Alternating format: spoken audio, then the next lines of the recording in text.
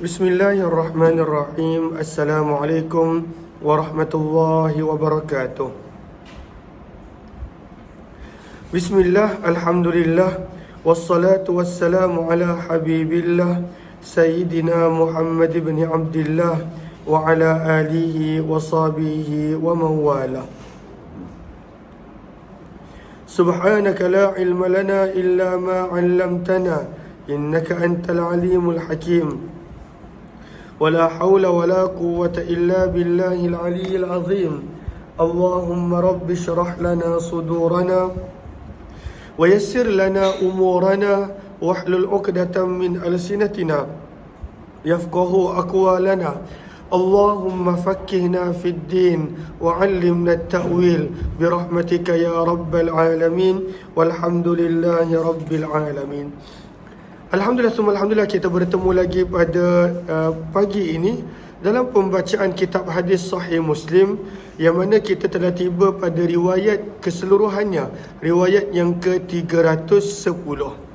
Yang mana pada riwayat 310, pada bab yang ke-48, Imam Muslim telah mengumpulkan hadis-hadis dengan tajuk Babu Ghilazi Tahrimil Khulul, bab pada beratnya pengharaman al-ghulul, mengkhianati harta rampasan perang. Wa annahu la yadkhulul jannata illa al-mu'minun, dan sesungguhnya tidak masuk syurga kecuali orang-orang beriman. Maka fokus pada hadis ini adalah nak menceritakan mengkhianati harta rampasan perang sebelum dilakukan pembahagian adalah perbuatan yang haram, yang pada waktu itu menjadikan berdosa, dosa besar. Terus baca syarah Nawawi, syarah Imam Nawawi pada baris 2, 4, 6, 8, 10. Wa ammal ghulul, jumpa tak wa ammal ghulul daripada atas? Jumpa ke? Hujung baris wa ammal ghulul. Maka berkata Imam Nawawi, apakah maksud ghulul yang kita baca dalam tajuk dan kita akan baca dalam hadis? Berkata Abu Ubaid, huwal khiyanatu fil ghanimati khassan, melakukan pengkhianatan dengan mengambil sesuatu harta rampasan perang sebelum daripada pembahagian. Dan ada juga mengatakan hiyal khiyanatu fi kulli syai', mengkhianati pada apa pun selain harta rampasan perang, termasuk di dalam ancaman ghulul yang ada dalam hadis ini. Riwayat yang ke-310, baca sanad dia.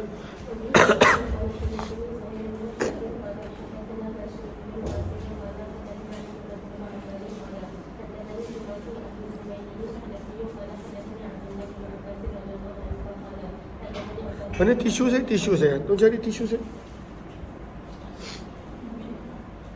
Tisu yang biru tadi mana?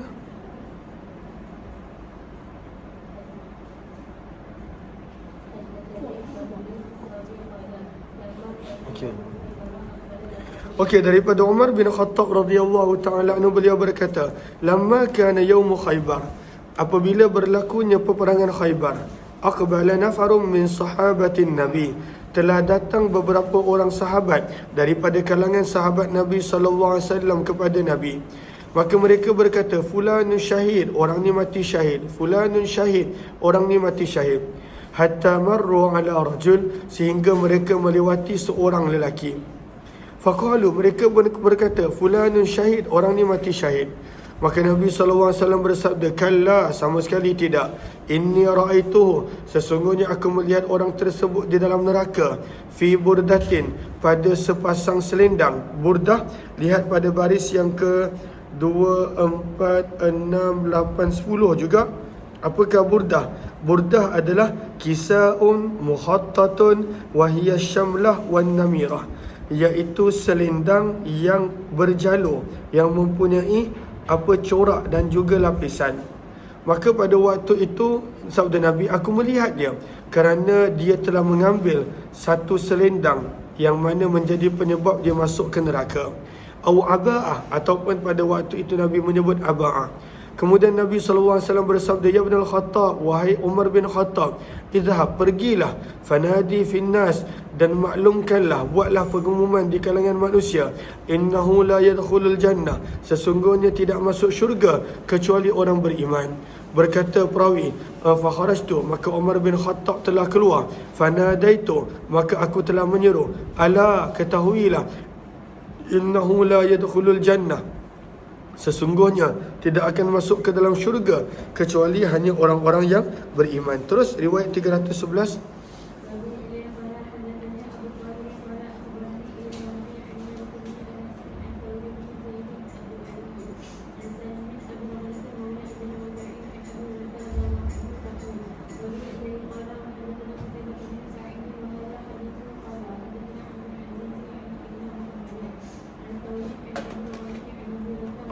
Daripada sahabat Nabi Abu Hurairah radhiyallahu ta'ala, beliau berkata, kharajna, kami telah keluar bersama dengan Nabi sallallahu alaihi wasallam ila Khaybar, ke Khaybar. Fafatahallahu alaina, maka Allah telah membukakan Khaybar untuk kami. Falam naghnam, maka di Khaybar kami tidaklah memperoleh harta rampasan, tidak emas, wala wariqa, dan juga tidak perak. Ghanimna, harta rampasan kami berupa al-mata', barang-barang, wa ta'am, makanan, wa thiyaba, pakaian. Maka dalam peperangan Khaybar, itulah harta rampasan yang dimiliki oleh para sahabat. Thumman talaqna, kemudian kami setelah selesai perang, kami telah bergerak menuju ke satu lembah. Wa ma'a Rasulillah, bersama dengan Nabi SAW, Abdullah, ada seorang hamba milik baginda. Wahabahu lahu rajul, yang seorang lelaki daripada Juzam telah hadiahkan kepada baginda. Orang tersebut dikenali dengan panggilan Rifa'ah bin Zaid daripada Banu Dubaib. Hamba tersebut, Allahumma salli ala lelaki tersebut dikenali sebagai Rifa'ah bin Zaid daripada Banu Dubaib. Falamma nazalna al-wadi, apabila kami telah berhenti rehat di sebuah lembah, maka qama abdu Rasulillah, hamba kepada Nabi telah berdiri. Yahullu rahlah, lalu dia sedang membuka pada waktu itu muatan unta. Rahal, muatan unta. Dia nak turunkan barang-barang daripada unta, dia sedang buka tali ikatan unta. Farumiya bisamin, maka dia telah dipanah daripada jauh dengan satu anak panah. Fakana fihi hadfuh ay mautuh, maka menjadilah dengan sebab anak panah tadi dia menemui ajalnya. Fakulna, maka kami pun berkata, hani Allah, tahniah untuknya, asyahadah, pasti syahid untuknya, wahai Rasulullah. Maka Nabi SAW bersabda, kalla, sama sekali tidak. Walladhi nafsu Muhammad biyadih, demi zat yang memegang nyawa Muhammad pada genggamannya. Inna syamlah, sesungguhnya kain, sesungguhnya selendang, latal tahibu alaihi, sedang dinyalakan atasnya api. Akhadaha, selendang itu dia ambil, minal ghanaim, daripada harta rampasan perang pada peperangan Khaybar. Lam tusibhal maqasim, yang belum lagi dibahagi-bahagikan. Qal fafaza'an nas, maka manusia mula risau bila dengar Nabi kata begitu. Apa yang diambil sebelum harta rampasan perang dibahagikan, maka pada waktu itu akan dihukum, disoal. Faja'a rajul, maka ada seorang lelaki yang membawa tali selipar, satu ataupun dua. Faqal, maka dia berkata, wahai utusan Allah, asabtu, aku dapat ini sewaktu peperangan Khaybar. Maka Nabi terus tegur, syirakun, satu tali kasut daripada neraka, ataupun dua tali selipar. Sebab orang dulu selipar dia, capal dia, pada waktu itu ada dua tali, ataupun dua tali daripada neraka. Sebab pada sahabat pada waktu itu bukanlah mereka berniat untuk mengambil, mereka anggap itulah benda-benda yang kecil. Tapi sebenarnya pada benda-benda yang kecil, maka kena berhati-hati, kerana boleh jadi menjadi asbab membawa kita ke neraka. Terus bab yang ke-49 dibawakan tajuk bahawa dalil yang menunjukkan anna qatila nafsih, bahawa seseorang yang membunuh dirinya sendiri la yukaffar, tidaklah menjadi kafir. Ini dalil dia. Sebab tadi kita dah dengar ancaman dia, seseorang yang membunuh dirinya sendiri maka akan diseksa dalam neraka dengan cara yang sama bagaimana dia bunuh dirinya sendiri. Adakah boleh menjadi sebab dia kafir? Jawapan tidak. Dan ini yang Imam Nawawi berulang kali bawa pelbagai tajuk, nak memberi pemahaman kepada kita, dosa besar macam mana sekalipun selain syirik tidak menjadi penyebab manusia itu kafir, keluar daripada Islam. Hanya syirik saja begitu. 312, terus baca hadisnya.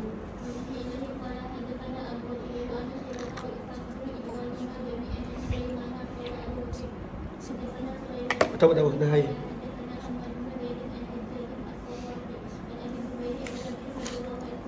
Daripada sahabat Nabi Jabir radhiyallahu taala anhu, anna Tufail Amr bin Daus, sesungguhnya Tufail bin Amr ad-Dausi.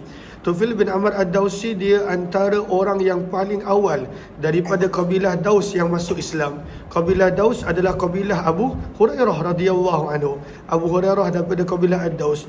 Bahkan Abu Hurairah pun masuk Islam pada tangan Tufail bin Amr ad-Dausi radhiyallahu anhu. Dia masuk Islam lebih kurang tahun yang ke-5 Hijrah ataupun selepas daripada itu. Maka Tufail bin Amr ad-Dausi telah datang kepada Nabi dalam kurungan waktu ni Nabi masih kat Mekah.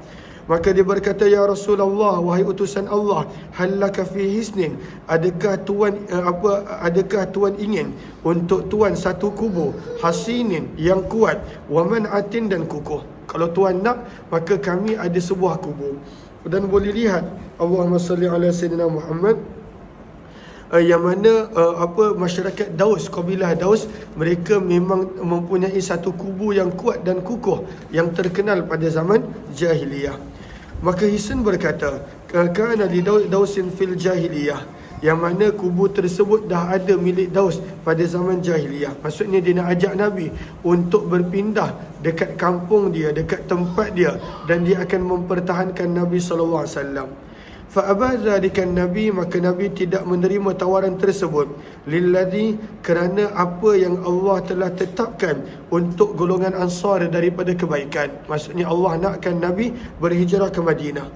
Falamma hajaran Nabi, apabila Nabi telah berhijrah ke Madinah, hajara ilaihi Tufail, maka Tufail bin Amr ad-Dausi pun dia tinggalkan kampung dia dan dia nak duduk dengan Nabi SAW dekat Madinah. Pada awalnya dia nak duduk dekat dengan Nabi kat Mekah. Nabi tak izinkan sebab Mekah tak sesuai untuk orang luar pada waktu itu. Wahajara ma'ahu, dan telah berhijrah bersama dengan Tufail ada seorang lelaki daripada kaum dia. Fajtawul Madinah, maka cuaca Madinah menjadikan dia jatuh sakit. Ijtawu, bahasa yang asal, maksud yang asal, sebentar. Lihat kepada baris yang kedua empat. Baris yang keempat daripada syarah Imam Nawawi untuk bab yang baru. Maka kata Abu Ubaid dan selainnya, ijtawaitul balad idza karihatil maqam bih. Ijtawa memberi makna kalaulah sesuatu tempat itu tidak selesa dengan dia, tidak sesuai dengan dia. Wa in kunta fi ni'mah, walaupun berada dalam nikmat tetapi rasa tak sesuai, tak selesa, maka orang Arab menggunakan perkataan istawa. Al-Khattabi pula berkata, istawa datangnya daripada al-jawa, dan al-jawa bermaksud da'un yusibul jawf, penyakit yang menyerang perut. Maksudnya adalah ijtawa pada waktu itu kalau nak digabungkan semua, maksud asalnya adalah cuaca di Madinah menjadikan dia tidak serasi sehingga menyebab penyakit pada perutnya, ataupun secara umum apa-apa penyakit. Maka cuaca Madinah tak sesuai dengan kawan kepada Tufail bin Amr. Famaridah, maka dia jatuh sakit. Fajazi'a, maka pada waktu itu dia telah tergopoh-gapah dalam membuat keputusan. Fa'akhadha, maka dia telah mengambil masyaqis, gunting miliknya. Faqata'a biha barajimuh, dan dia telah mengerat-ngerat ruas jari dia. Akan ada ruas jari, dia pergi potong. Fasyakhabat, maka telah mengalir deras pada waktu itu kedua tangannya dengan darah. Hatta mata, sehingga menjadi penyebab meninggal dunia. Maka Tufail bin Amr ad-Dausi telah melihat dalam mimpinya. Fara'ahu, dan dia telah melihat kawannya tadi. Wahai'atuhu, dan keadaannya pada waktu itu adalah baik. Maksudnya Allah pada waktu itu, Allah ampunkan dia, Allah maafkan dia. Wara'ahu mughattiyan, dan pada waktu itu dia melihat tangan kawannya pada waktu itu berbalut. Maka dia bertanya, ma sana'a bika rabbuk, bagaimana layanan Tuhan kepadamu? Maka dia berkata, ghafarali bihijrati, Allah telah mengampunkan ketelanjuranku disebabkan aku berhijrah bersama dengan kamu berjumpa dengan Nabi. Maka sebab pengorbanan berhijrah itu, Allah ampunkan dosa dia membunuh dirinya. Maka pada waktu itu Tufail bin Amr berkata, mali araka mughatiyan yadik, lalu kenapa pada waktu itu tangan kamu berbalut? Maka dia menjawab, qila li, dikatakan kepadaku, lan nusliha minka, kami tidak akan memperbaiki apa yang kamu telah cacatkan sendiri. Faqassahat Tufail, maka Tufail bin Amr Ad-Dawsi menceritakan kisah ini kepada Nabi. Maka Nabi SAW mendoakan untuk orang tersebut, Allahumma waliyadaihi faghfir, ya Allah ampunilah juga kedua tangan dia, maka perbaikilah kedua tangan dia.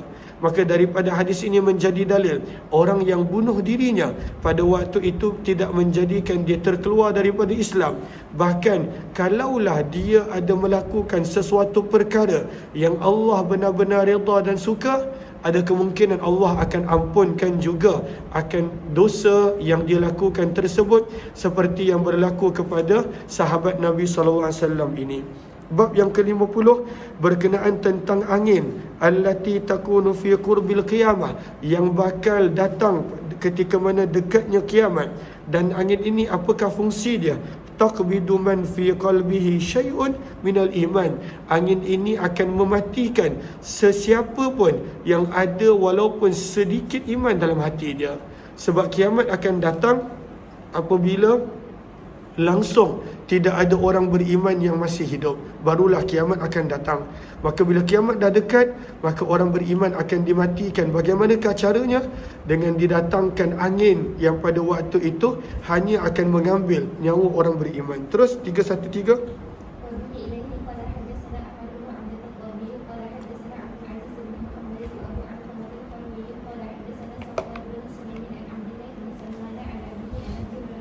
Daripada sahabat Nabi Abu Hurairah radhiyallahu anhu, sebab ini ada kaitan dengan iman, dan tajuk kita, tajuk besarnya Kitabul Iman. Sebab itu Imam Nawawi bawakan di sini.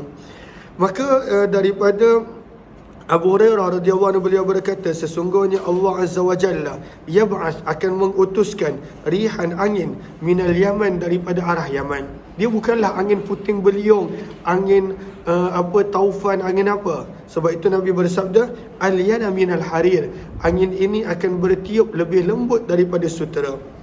Fala tada'u ahadan fi qalbi, angin ini tak akan membiarkan seseorang pun yang dalam hatinya. Berkata Abu Alqamah, walaupun iman sebesar habbah, sebesar biji sawi. Berkata Abdul Aziz, mithqalu dzarrah, walaupun sebesar zarrah. Zarrah adalah partikel-partikel kecil yang kita bila tengok pada sesuatu yang ada cahaya matahari, maka kita nampak ada habuk-habuk kecil, itu dipanggil zarrah. Maka tak ada iman walaupun sebesar itu, kecuali qabadathu, dia akan mematikan orang beriman tersebut. Maka orang beriman tidak akan berjumpa dengan situasi di mana bintang-bintang gugur, di mana bumi bergoncang dengan kuat. Orang beriman tak akan berhadapan dengan situasi tersebut. Bab yang ke-51, galakan alal mubadarah, untuk bersegera bil a'mal, melakukan amalan-amalan baik, qabla tadhahuril fitan, sebelum jelasnya pada waktu itu fitnah-fitnah yang akan merosakkan keimanan kita dan tidak akan memudahkan kita melakukan ketaatan. Lalu sebab itu, bila kita ada je peluang, segera melakukan ketaatan. Jangan nak tunggu lagi setahun, 10 tahun, waktu itu, waktu ini. Maka jangan dilengah-lengahkan, jangan ditunggu-tunggukan. Terus riwayat 314.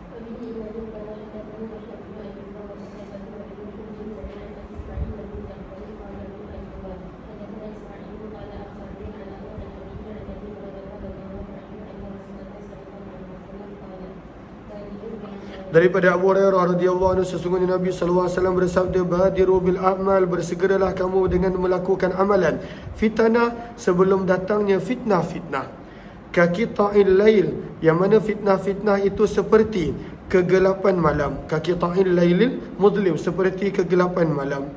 Dan bagaimana dahsyatnya fitnah yang akan berlaku, maka Nabi berikan perumpamaan, yusbihur rajul, pada waktu pagi seseorang itu situasinya beriman, namun wayumsi kafira, pada waktu petang dah menjadi kafir. Au yumsi mu'mina, pada waktu petang dia beriman, wa yusbihu kafira, namun pada waktu pagi dah menjadi kafir. Yabi'u dinah, agama seolah-olah tak bernilai. Manusia menjual agamanya bi'aradin, dengan pertukaran yang sedikit, minad dunya, daripada dunia. Bi'aradin ay bi'aradin yasir, dengan pertukaran yang sedikit daripada dunia. Hanya kerana beberapa benda dunia, disanggup tukar agama dia. Hanya kerana jawatan, disanggup gadaikan agama dia. Hanya kerana kemasyhuran, disanggup gadaikan agama dia. Hanya kerana pada waktu itu sesuatu benda yang dia nak, disanggup gadaikan agama dia. Maka Nabi kata sebelum datangnya waktu seperti itu, segeralah untuk beramal. Bab yang ke-52, makhafatil mu'min ay yahbata amalah. Seorang beriman sepatutnya risau yang mana amalan dia akan menjadi sia-sia. Maka dia nak kena jaga amalan dia daripada sudut niat, daripada sudut tingkah laku, dan juga daripada sudut segala-galanya. Riwayat 315 terus.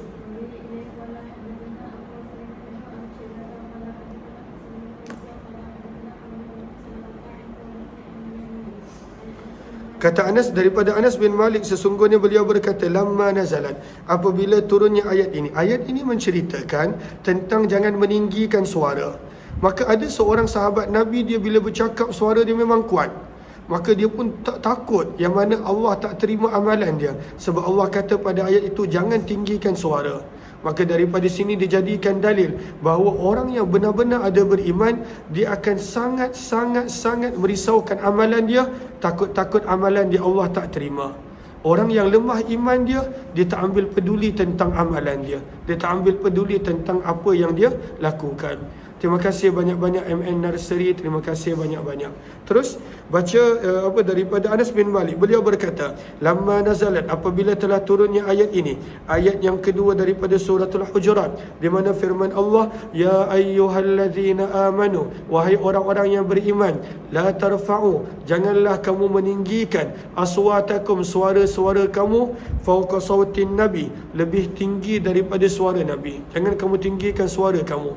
Wala tajharulah, dan janganlah pada waktu itu kamu menjerit dengannya, bil qaul, dengan perkataan, kajahri ba'dikum li ba'din, seperti mana kamu berjerit sesama kamu sendiri.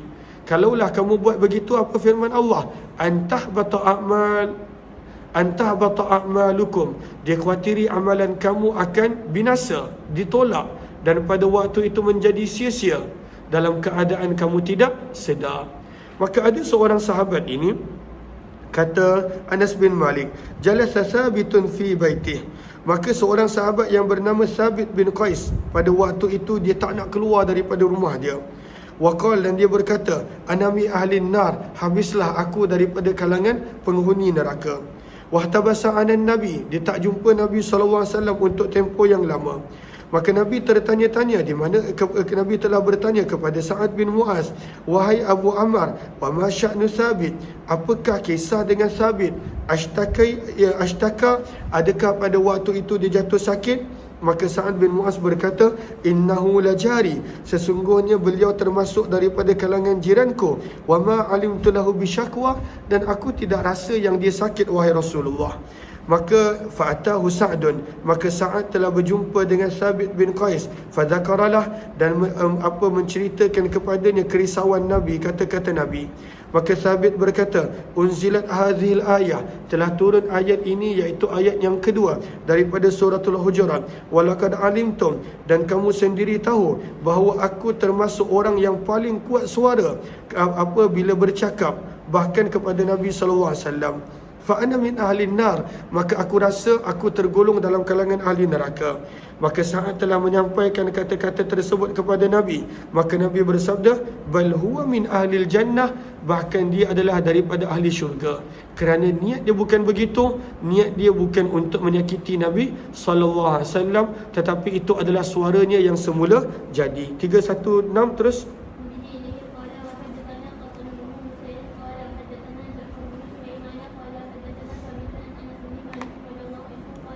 Maka kata Anas bin Malik, lalu riwayat ini nak terangkan siapakah Thabit bin Qais kalau kita tak pernah kenal.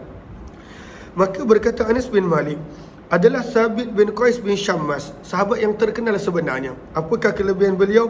Khatib al-Ansar, beliau adalah seorang yang petah berpidato, berbicara daripada kalangan Ansar, sehingga title dia adalah Khatib. Khatib maksudnya adalah penyampai ucapan daripada golongan Ansar. Terus falamma unzilat. Baca falamma unzilat.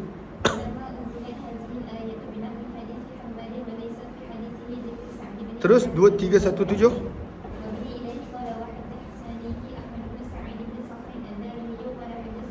Baca sampai habis. Riwayat yang lebih kurang sama. Terus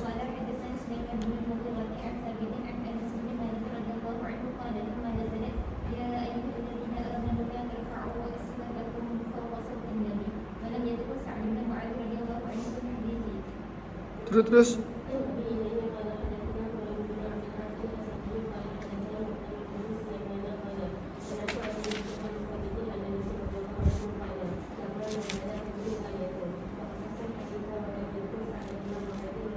maka kata Sa'ad bin Mu'az bila Nabi sebut dia huwa min ahli jannah, dia adalah ahli syurga, maka kata Sa'ad bin Mu'az fakunna narahu yamshi, maka kami selalu menganggap apabila dia berjalan bersama dengan kami bahawa Thabit bin Qais bin Syammas adalah seorang daripada kalangan ahli syurga yang pasti. So Nabi berkata begitu.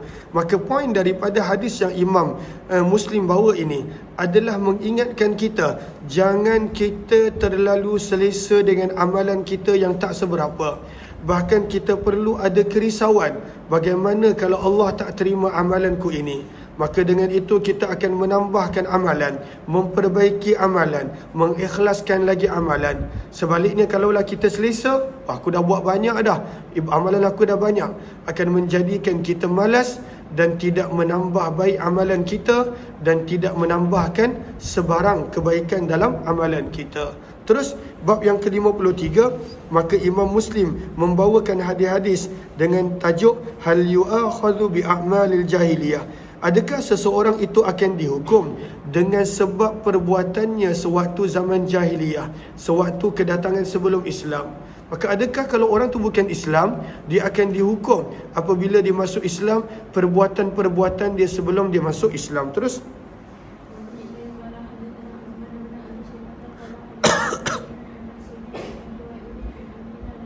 daripada sahabat Nabi Abdullah bin Mas'ud, beliau berkata, telah berkata sebahagian orang kepada Nabi SAW, ya Rasulullah, wahai utusan Allah, anu'akhadhu, adakah kami akan dihukum bima, dengan ma amilna, apa yang telah kami kerjakan pada zaman jahiliyah? Maka sabda Nabi, ammaman, maka sesungguhnya seseorang yang ahsana minkum fil Islam, yang telah berlaku baik, mengerjakan amalan baik di antara kamu sewaktu Islam, fala yu'akhadhu biha, maka tidak akan dihukum disebabkan perbuatan jahiliyahnya. Wa man asaa, dan barang siapa yang berterusan melakukan amalan buruk walaupun selepas masuk Islam, ukhidha, maka dia akan dihukum dengan amalannya pada waktu jahiliyah dan amalan buruknya sewaktu Islam. Terus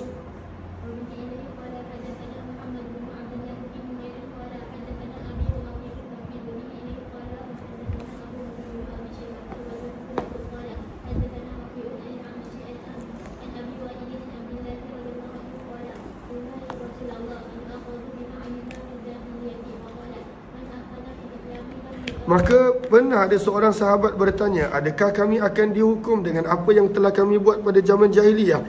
Maka sabda Nabi, man ahsana fil Islam, barang siapa yang berlaku baik dalam Islam, amalan dia, perbuatan dia, lam yu'akhadh bima amila fil jahiliyah, tidak akan dihukum dengan apa yang dia telah lakukan pada waktu jahiliyah. Wa man asaa, dan barang siapa yang bertindak buruk walaupun selepas masuk Islam, ukhidha, akan dihukum dengan awal dan akhir, sebelum masuk Islam dan selepas masuk Islam. Apakah maksud dia? Maka lihat pada baris yang kedua, 4, 5. Maka kata Imam Nawawi, fasahihu fihi, maka yang benar, apa pandangan yang benar, seperti mana yang dinukilkan, yang dikatakan oleh sekelompok para ulama yang muhakkikin, annal murada bil ihsan, yang dimaksudkan dengan berlaku baik selepas masuk Islam adalah ad-dukhulu fil islami bil zahiri wal batini jami'a, masuk Islam dengan betul-betul, masuk Islam zahir dan juga batin. Wa an yakuna musliman hakikian, menjadi seseorang yang benar-benar Islam, maka orang seperti ini Allah akan ampunkan dosanya yang terdahulu dan kemudian.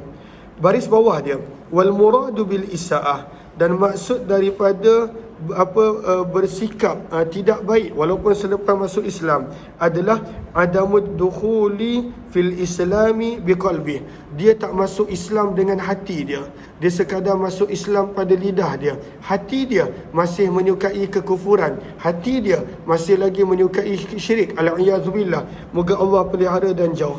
Bal yakunu munqadan, bahkan dia masuk Islam sekadar nak menyelamatkan diri dia dengan apa pun sebab, dengan apa pun tujuan. Maka sebenarnya kenapa orang ini tak diampunkan dosanya? Fahadza munafiqun, kerana dia sebenarnya adalah orang munafik, hanya menzahirkan Islam pada lidah tetapi hatinya pada waktu itu tidak menyukai Islam. Maka sebab itu dia kena hukum ketika mana dia di hari akhirat kelak, sebelum Islam punya dosa dan selepas masuk Islam, sebab Islam ni adalah sekadar zahir sahaja dan tidak meresap masuk ke dalam hati. Terima kasih banyak-banyak Ansudin, terima kasih banyak-banyak sahabat-sahabat yang beri gift. Jelas ke jelas? Jelas. Okey, bab yang seterusnya, bab yang ke-54 berkenaan Islam akan menghapuskan dosa-dosa yang terdahulu. Begitu juga haji akan menghapuskan dosa-dosa yang terdahulu. Yang ini kita sambung jam 2.45 insya-Allah. Terima kasih semua. Jumpa lagi. Wabillahi taufiq wal hidayah. Assalamualaikum warahmatullahi wabarakatuh.